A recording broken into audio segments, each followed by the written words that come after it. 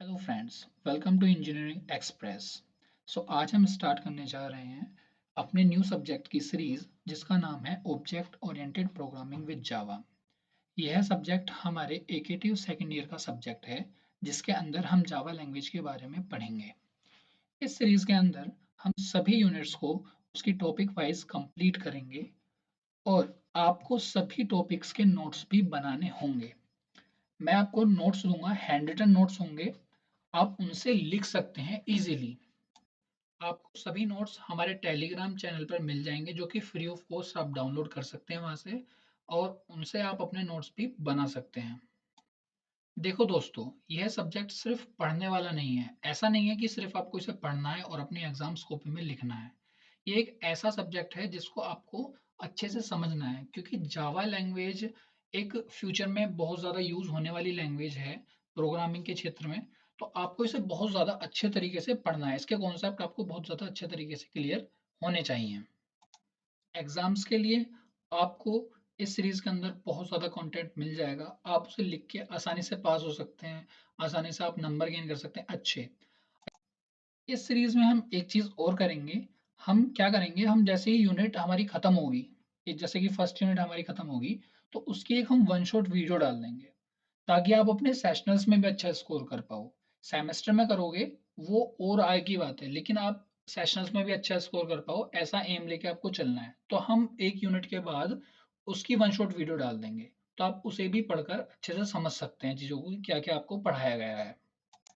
अब कई बार बच्चों के साथ क्या होता है कि वो चीज़ें पढ़ते हैं, किताब में से पढ़ते हैं या उनके टीचर्स उन्हें पढ़ाते हैं, उन्हें वहाँ तो समझ में आ जाता है, लेकिन वो एग्जाम्स में कैसे लिखें ये उन्हें समझ में नहीं आ पाता है। क्योंकि इसका शायद कारण हो सकता है कि इंग्लिश एक बैरियर की तरह काम करती है, कि उसके हार्ड वर्ड्स उनको समझ में नहीं आते हैं।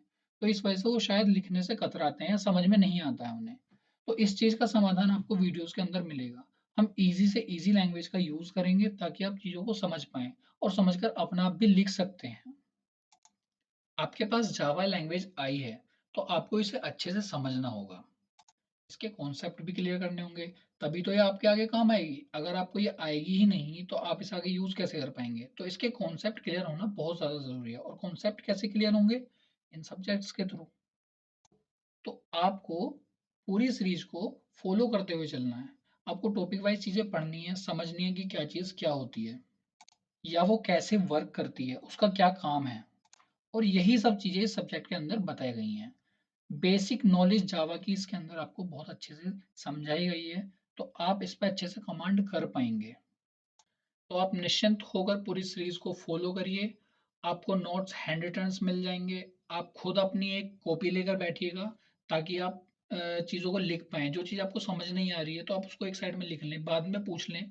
हो सकता है कुछ चीज़ें आपको अभी समझ में नहीं आ रही है, थोड़ी देर बाद अपना आप लिखोगे तो समझ में आ जाएंगी। या कुछ वर्ड्स जो आपको लगते हैं कि हार्ड हैं, तो उन्हें एक रफ कॉपी में लिख लो साइड में, उसका मतलब देखो कि क्या मतलब है यहाँ पे। तो ये छोटी मोटी दो चार टिप्स होंगी जो आपको वीडियो के अंदर भी मिलती रहेंगी।